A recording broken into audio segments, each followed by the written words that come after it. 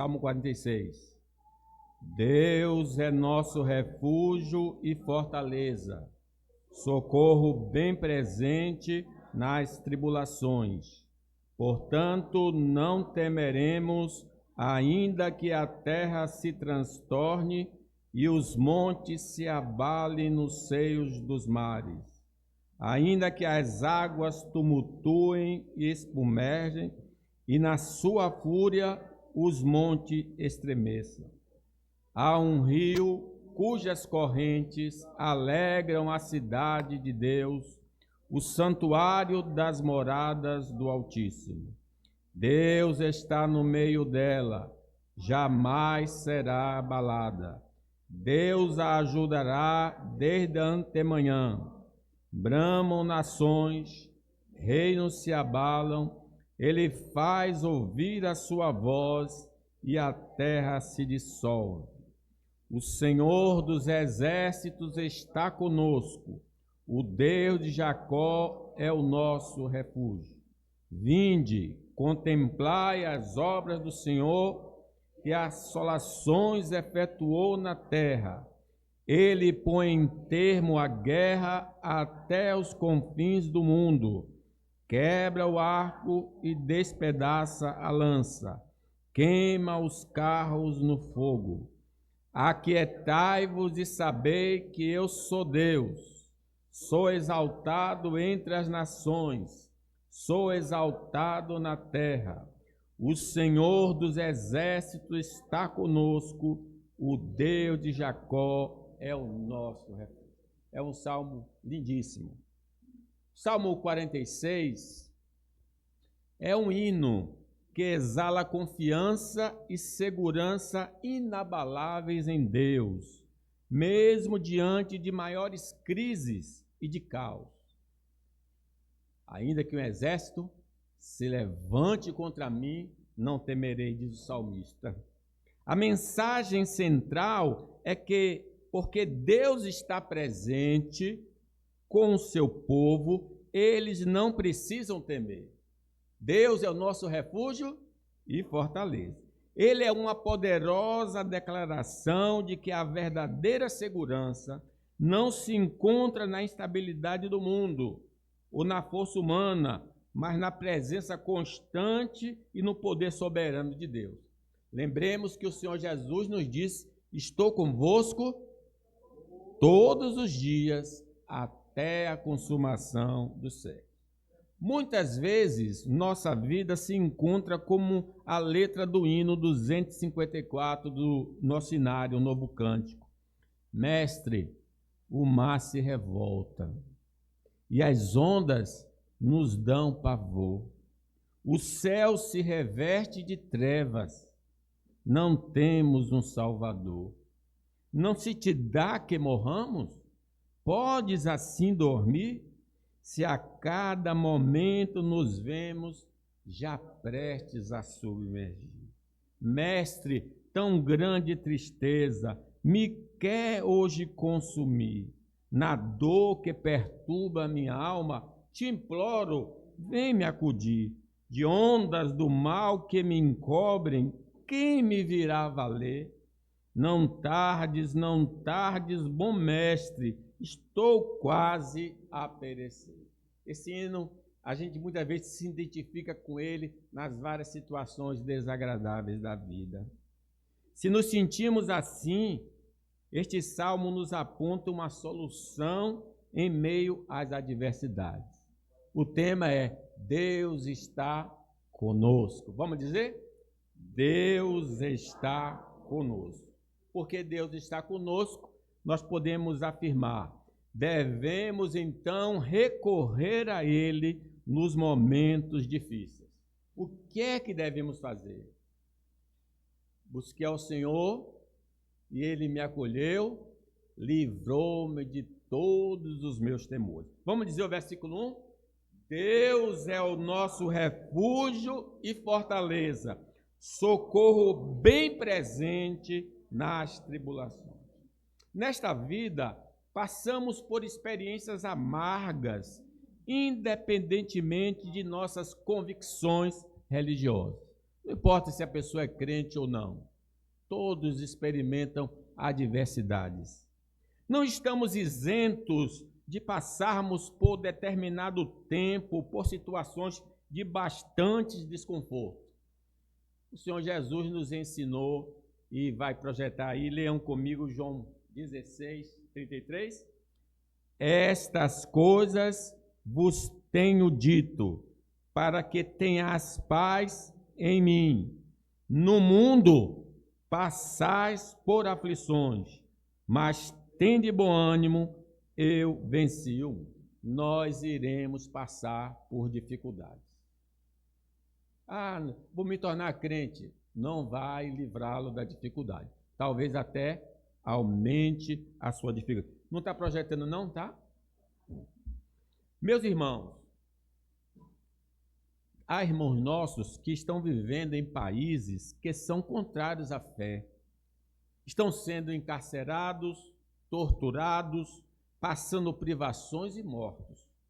Apesar de gozarmos de liberdade religiosa, não estamos isentos da discriminação, de sermos rotulados de toda coisa ruim, porque nossos valores e crenças não combinam com a sociedade alienada de Deus.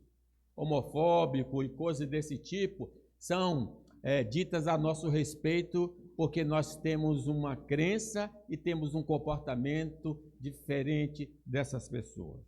Além disso, podemos estar vivendo dificuldades por meio dos dramas existenciais que são comuns a todos os homens, como doença, morte de queridos, dificuldade econômica, de relacionamento, de violência, de dependência química, entre outros.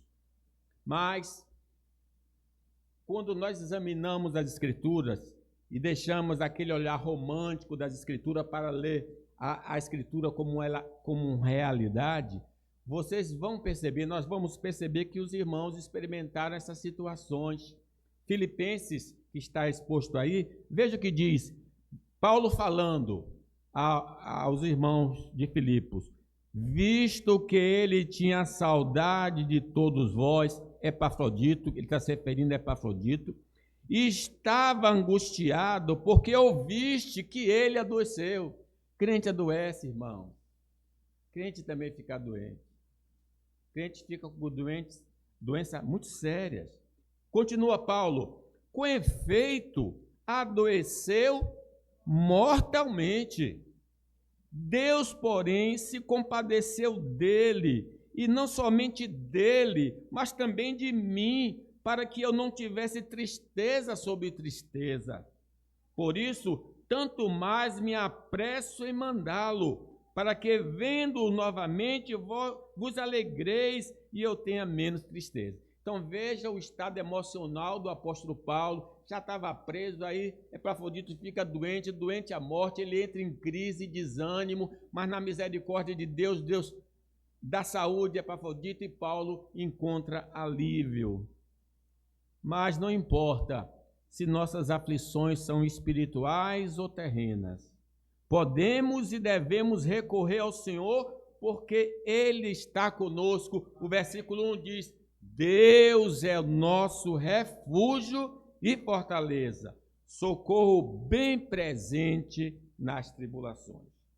Vamos buscá-lo, porque Ele é o único Deus vivo e verdadeiro. Diz o profeta Isaías, falando acerca de Deus. Leamos, Deus falando para o povo: vós sois as minhas testemunhas, diz o Senhor, o meu servo a quem escolhi, para que o saibais e me creiais e entendais que eu sou o mesmo, e que antes de mim Deus nenhum se formou, e depois de mim nenhum haverá. Eu sou o Senhor, e fora de mim não há salvador.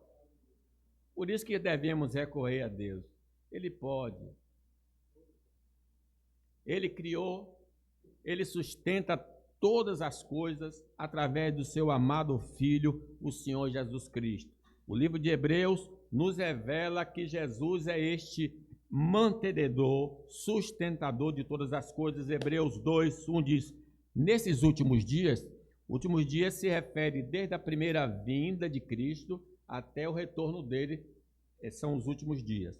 Nesses últimos dias, nos falou pelo Filho, a quem constituiu herdeiro de todas as coisas, pelo qual também fez o universo.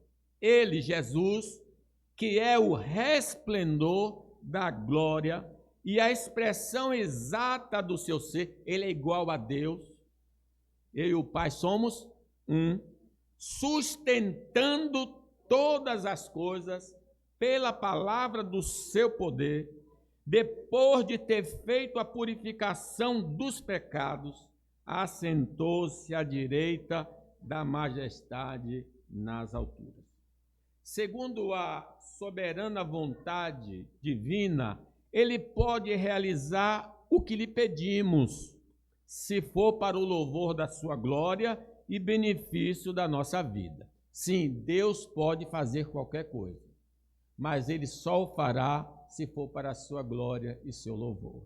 Filipenses, Paulo nos revela: quero ainda, irmãos, cientificar-vos de que as coisas que me aconteceram têm antes contribuído para o progresso do Evangelho. O que aconteceu a ele? Diz, de maneira que as minhas cadeias em Cristo se tornaram conhecidas de toda a guarda pretoriana e de todos os demais. Quer dizer, a prisão de Paulo obrigava a elite de César a tomar conta dele. Lá no Atos 28, fala que ele estava preso em Roma, em uma casa. E era obrigado a estar um soldado ali, 2 soldados com Paulo. Então, naquele turno, os soldados só tinham uma condição: ouvir a pregação do Evangelho. Ele evangelizou toda a guarda pretoriana através da prisão dele. Então, todas as coisas cooperam para o bem daqueles que amam a Deus, daqueles que são chamados pelo seu decreto. Uma coisa ruim tornou uma coisa maravilhosa. E aí diz o versículo 14, o efeito desta prisão, diz, e a maioria dos irmãos, estimulados no Senhor por minhas algemas, ousam falar com mais desassombro a palavra de Deus. Então a prisão dele não só serviu para evangelizar os guardas especiais, mas os irmãos se sentiram encorajados a também evangelizar. Louvado seja o nome do Senhor. Muitas vezes não entendemos por que essas infelicidades estão acontecendo, mas pelo ensino geral das Escrituras, sabemos que vão contribuir para a glória de Deus e para o nosso bem. Diz Romanos 2:28, leiam comigo. Sabemos que todas as coisas cooperam para o bem daqueles que amam a Deus, daqueles que são chamados segundo o seu propósito. Porquanto aos que de antemão conheceu, também os predestinou para serem conforme a imagem de seu Filho, a fim de que ele seja o primogênito entre muitos irmãos. E aos que predestinou, a esse também chamou. E aos que chamou, a esse também justificou. E aos que justificou, a esse também glorificou. Então essa é a nossa história. Deus quer nos justificar, Deus quer nos glorificar. E Ele vai trabalhar assim na nossa vida. Nos é revelado, irmãos, no texto da nossa meditação, que o Senhor é o nosso abrigo nos temporais desta vida. Versículo 1. Deus é o nosso refúgio e fortaleza, socorro bem presente nas tribulações. Ao invés de lamentarmos e murmurarmos diante dos acontecimentos, deveríamos correr para Ele e nele vamos encontrar abrigo seguro. O Salmo 7 diz, Senhor, Deus meu, em Ti me refugio, salva-me de todos os que me perseguem e livra-me. Nós precisamos, nessas horas difíceis da vida, buscar mais a Deus, orar ao Senhor. Refugiar-se em Deus significa buscá-lo em oração, lançando sobre ele todas as nossas preocupações. Filipenses, capítulo 6, olha o que o apóstolo Paulo recomenda às pessoas que estão atribuladas, vivendo situações difíceis. Vamos ler aí. Não andeis ansiosos de coisa alguma. Em tudo, porém, sejam conhecidas diante de Deus as vossas petições, pela oração, pela súplica, com ações de graça. Quando, por exemplo, o rei Josafá soube que vinha contra ele um exército mais forte do que o dele, ele foi buscar refúgio em Deus. Diz 2 Crônicas 20, versículo 2. Então vieram alguns que avisaram a Josafá, dizendo: grande multidão vem contra ti da além do mar e da Síria. Eis que já estão em Zazon Tamar, que é em Gedi. Então Josafá teve medo, o que é natural, ter medo. Teve medo e se pôs a buscar ao Senhor e apregoou jejum em toda Judá. É isso que o crente deve fazer nas horas difíceis da vida: orar e jejuar. O apóstolo Paulo, quando se viu afligido por um mensageiro de Satanás, foi buscar abrigo no Senhor. Diz o 2 Coríntios 2, 12, versículo 7. E para que não me ensoberbecesse com a grandeza das revelações, foi-me posto espinho na carne, mensageiro de Satanás, para me esbofetear, a fim de não me exalte. Por causa disto, 3 vezes pedi ao Senhor que o afaste de mim. Interessante que a resposta foi: a minha graça te basta, porque o meu poder se aperfeiçoa na fraqueza. Em outras palavras, não vou tirar o espinho. O espinho vai ficar na sua vida para que eu possa manifestar o meu poder na sua vida. Será que nos está faltando fazer como esses exemplos, buscar a Deus na hora da adversidade? Devemos correr para Deus nas horas difíceis da nossa vida. Salmo 34, versículo 4 diz: busquei o Senhor e Ele me acolheu, livrou-me de todos os meus temores. Clamam os justos, e o Senhor os escuta e os livra de todas as suas tribulações. Mas o nosso Deus também nos é revelado, não só que Ele é refúgio, mas que Ele é poderoso, ou todo-poderoso, onipotente. Deus, versículo 1, Deus é o nosso refúgio e fortaleza, poder, socorro bem presente nas tribulações. Não existem impossíveis para Deus. Ele fez o universo apenas com sua palavra. As mulheres que eram estéreis deram à luz filhos, como Sara, Rebeca, Ana e Isabel. E até fez com que uma virgem desse à luz um filho sem ter contato com homem. O Senhor tomou um homem e fez dele uma nação tão numerosa como a areia da praia e as estrelas dos céus. Abraão. O nosso Deus abriu o mar vermelho para que o seu povo escapasse das garras de Faraó. Mandou um anjo que matou 180.000 assírios para que não invadisse a sua cidade querida, Jerusalém. Ele fez Jesus voltar à vida depois de 3 dias na sepultura. Irmãos, precisamos correr para Deus, porque Ele é poderoso para fazer muito mais do que pedimos ou pensamos, segundo o poder que opera em nós. Se nós não sabemos quem Ele é, conforme nos é revelado nas Escrituras, não iremos nos humilhar aos seus pés para buscar consolo e ajuda. Essa é a nossa dificuldade. O conhecimento do nosso Deus é pouco, e esse conhecimento pouco nos impede de nos aproximarmos dele. Diz o Salmo 9: em ti, pois, confiam os que conhecem o teu nome, porque tu, Senhor, não desampara os que te buscam. Observamos ainda que precisamos ir atrás do Senhor, porque Ele é ajudador dos pobres e aflitos. Versículo 1, Deus é nosso refúgio e fortaleza, socorro bem presente nas tribulações. A palavra de Deus garante que Ele vai nos ajudar.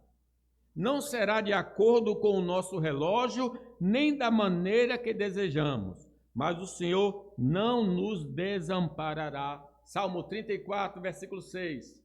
Clamou este aflito, e o Senhor o ouviu e o livrou de todas as suas tribulações. Podemos, irmãos, ter certeza da ajuda divina pelos escritos sagrados e pela entrega do seu único Filho em nosso favor para nos livrar da morte eterna. Romanos 8, 12, 32 diz: aquele que não poupou o seu próprio Filho, antes por todos nós o entregou, porventura não nos dará graciosamente com ele todas as coisas? Ora, se ele deu o Filho para nos remir da morte eterna, certamente ele vai nos dar as outras coisas que precisamos. Cabe a nós esperarmos com confiança a ajuda divina, porque não seremos esquecidos por Deus, diz o Salmo 9, 18. Pois o necessitado não será para sempre esquecido, e a esperança dos aflitos não há de frustrar perpetuamente. Eu vou falar mais outro ponto agora, só nesta manhã. Deus está conosco, devemos não temer as adversidades. Leia o versículo 2 e 3 aí. Portanto,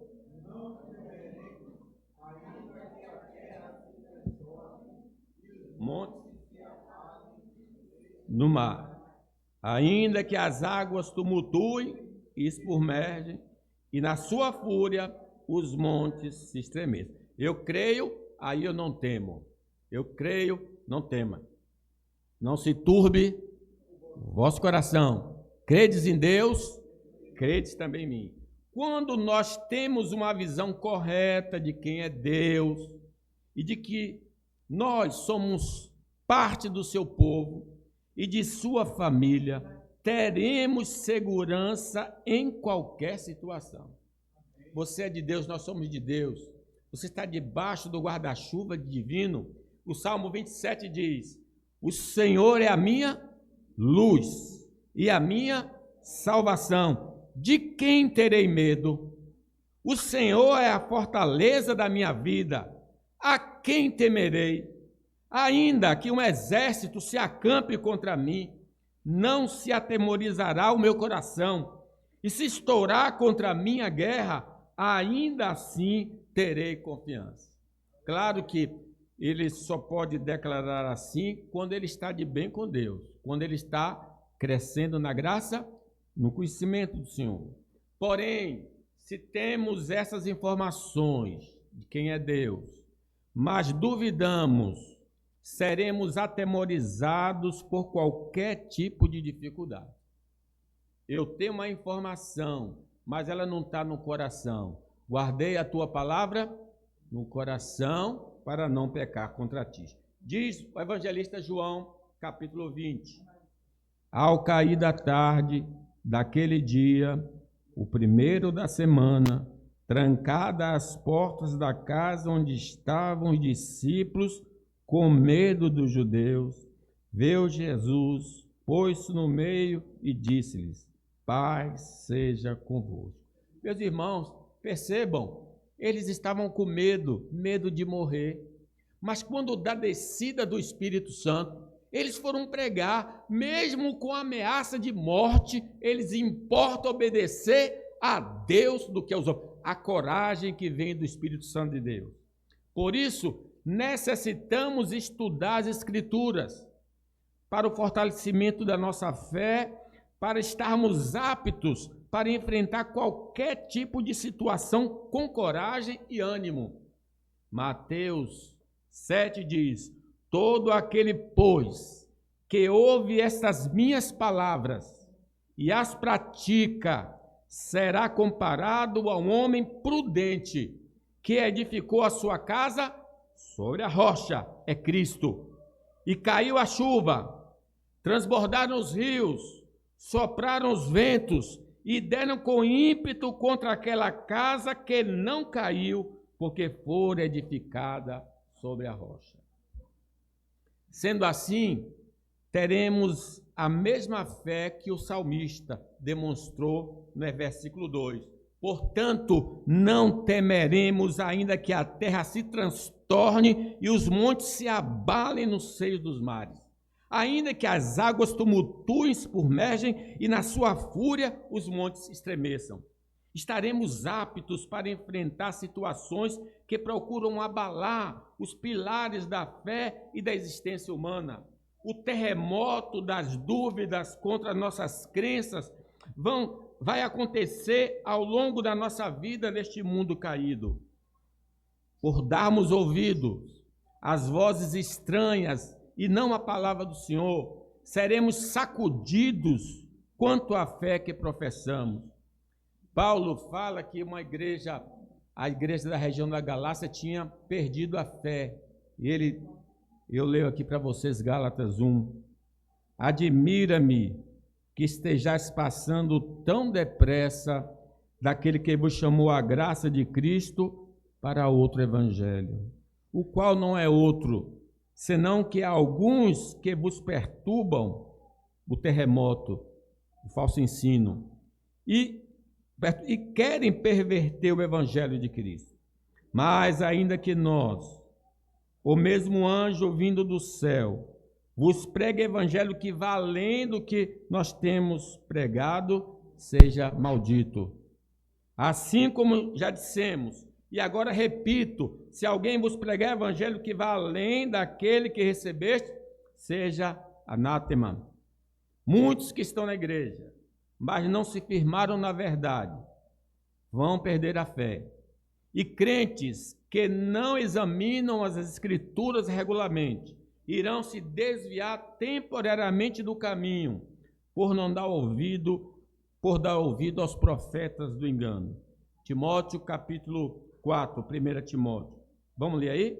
Ora, o Espírito afirma expressamente que nos últimos tempos alguns apostatarão da fé por obedecerem a espíritos enganadores e a ensino de demônios. Mas, irmãos, se valorizarmos e examinar o livro de Deus, estaremos aptos para resistir a esses abalos, porque estamos firmados na rocha. Mateus 4, como é que Jesus venceu o tentador? Mateus 4:3. Então o tentador, o diabo, aproximando-lhe, disse: se és filho de Deus, manda que essas pedras se transformem em pães. Aí Jesus vence essa tentação.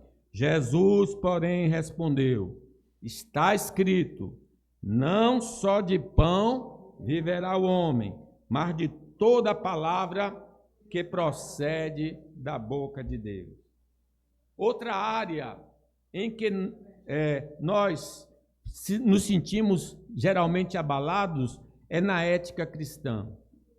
Sobre o argumento de que vivemos em uma nova sociedade evoluída e que os princípios de comportamento cristão são da idade da pedra, vão tentar nos envolver, nos demover da vida cristã saudável para uma vida de liberalidade moral que contradiz o ensino da palavra de Deus. Pedro nos diz: Assim como no meio do povo surgiram falsos profetas, assim também haverá entre vós falsos mestres, os quais introduzirão dissimuladamente heresias destruidoras,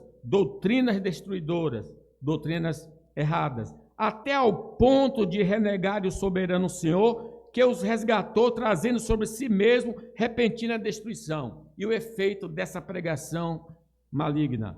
E muitos seguirão as suas práticas libertinas, e por causa deles será infamado o caminho da verdade. Mas nós, irmãos, que conhecemos a vontade de Deus para o nosso viver, não iremos ser abalados por essa visão pecaminosa de vida, porque sabemos que os que vivem assim não podem agradar a Deus. Pedro nos lembra, leiam comigo, como filhos da obediência, não vos amoldeis às paixões que tinha anteriormente na vossa ignorância. Pelo contrário, segundo é santo aquele que vos chamou, tornai-vos santos também vós mesmos em todo vosso procedimento. Ora, se invocais como Pai aquele que, sem acepção de pessoas, julga segundo as obras de cada um, portai-vos com temor durante o tempo da vossa peregrinação. Quando o terremoto não nos abalar na vida de fé, ele pode procurar nos estremecer na área da saúde. Eu saio do campo religioso e agora vamos para o campo da saúde. Tem muitos que permanecem firmes no Senhor, mas o diabo disse pele por pele e tudo o homem dará pela sua vida. Quando está exposto aí, capítulo de Jó 2, Satanás respondeu, é só tocar na pele dele, na saúde, para ver o que acontece.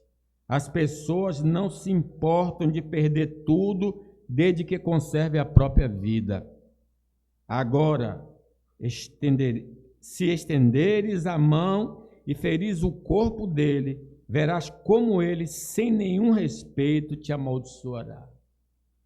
Perder a saúde é algo sério. A pessoa pode deixar Deus por causa disso. Quando a doença chega e se instala, o brilho do rosto desaparece. A limitação da locomoção, as dores, os efeitos colaterais dos medicamentos, entre outros, tende a abalar nossa fé no Deus vivo e verdadeiro. Não importa qual seja a enfermidade, ela tem o poder de balançar nossas convicções e esperança. O Salmo 116, versículo 3 diz, os laços da morte estavam me apertando. Os horrores da sepultura tomaram conta de mim. E eu fiquei aflito e apavorado. Eu cria, ainda que disse, estive sobremodo aflito. Eu disse na minha perturbação, todo homem é mentiroso. Quando o homem está sofrendo, ele xinga Deus, xinga o próximo, xinga todo mundo. Mesmo que seja difícil não ter saúde, para nós que cremos no Senhor Jesus, somos consolados com a presença do Senhor nesta hora sombria da vida. Porque o Salmo 23, versículo 4, fala para os doentes, ainda que eu ande pelo vale da sombra da morte, não temerei mal nenhum, porque tu estás comigo, o teu bordão e o teu cajado me consolam. Também temos, irmãos, a esperança de receber no retorno de Cristo um corpo imune a doenças, envelhecimento e morte. Então, na doença, por que eu tenho ânimo? Eu tenho ânimo porque Deus está comigo. Eu tenho ânimo porque Ele me prometeu que vai me dar um corpo glorioso. 1 Coríntios 15, leiam comigo o 42. Pois assim também é a ressurreição dos mortos. Semeia-se corpo da corrupção, ressuscita na incorrupção. Semeia-se em desonra, ressuscita em glória. Quando ele é sepultado, é feio e fraco, mas quando for ressuscitado, será bonito e forte. Quando é sepultado, é um corpo material, mas quando for ressuscitado, será um corpo espiritual. É claro que se existe um corpo material, então tem de haver também um corpo espiritual. Ainda que as águas tumultuem, espumergem e na sua fúria os montes se estremeçam. Não podemos nos esquecer dos dramas econômicos que parecem uma tempestade de verão, que pode gerar uma agitação interior, que rouba a paz e produz aflição mental. Sim, quando chega a dificuldade, nós estamos num país que a crise econômica está pegando todos. Mateus nos dá um consolo dizendo: portanto, não vos inquieteis dizendo: que comeremos, que beberemos, ou com que nos vestiremos. 32, forte. Porque os gentios é que procuram todas essas coisas, pois o vosso Pai Celeste sabe que necessitais de todas elas. Mas essas águas não terão poder sobre nós, se cremos na providência divina e no cuidado amoroso do Pai Celestial. Hebreus 13 diz: seja a vossa vida sem avareza, contentai-vos com as coisas que tendes, porque ele tem dito: de maneira alguma te deixarei, nunca, jamais te abandonarei. Os dramas relacionais são outra forma de as águas impetuosas se manifestarem para tirar nosso sossego no lar, na igreja, no trabalho e nos vários campos do nosso relacionamento. Provérbio 26, 20 diz: sem lenha o fogo se apaga, e não havendo maldizente, cessa a contenda. Porém, se seguirmos o conselho do Senhor, essas águas da discórdia não nos submergirão. Romanos 12, vamos ler? Não torneis a ninguém mal por mal. Esforçai-vos por fazer o bem perante todos os homens. Se possível, quanto depender de vós, tende paz com todos os homens. Não vos vingueis a vós mesmos, amados, mas dai lugar à ira, porque está escrito: a mim pertence a vingança, eu é que retribuirei, diz o Senhor. Pelo contrário, se teu inimigo tiver fome, dá-lhe de comer. Se tiver sede, dá-lhe de beber, porque fazendo isso, amontoarás brasas vivas sobre a sua cabeça. Muitas vezes, os planos que elaboramos estão em harmonia com a vontade de Deus, mas não se realizam conforme a rota que traçamos. Pelo contrário, necessitaremos passar por alguns temporais, como José do Egito. Ele teve aquele sonho tão bonito na idade de adolescente, que a família dele toda ia se prostrar perante ele. Só que o caminho que Deus escolheu foi os irmãos venderem ele para o Egito. E lá ele ficou escravo quase 13 anos, até que foi elevado a um homem importante no Egito. Meus irmãos, é neste intervalo que podemos nos afogar na murmuração e revolta contra o Senhor, podendo nos fazer cometer loucura. Porque você ora e não recebe, pelo contrário, você vai por um caminho tão difícil e pode blasfemar.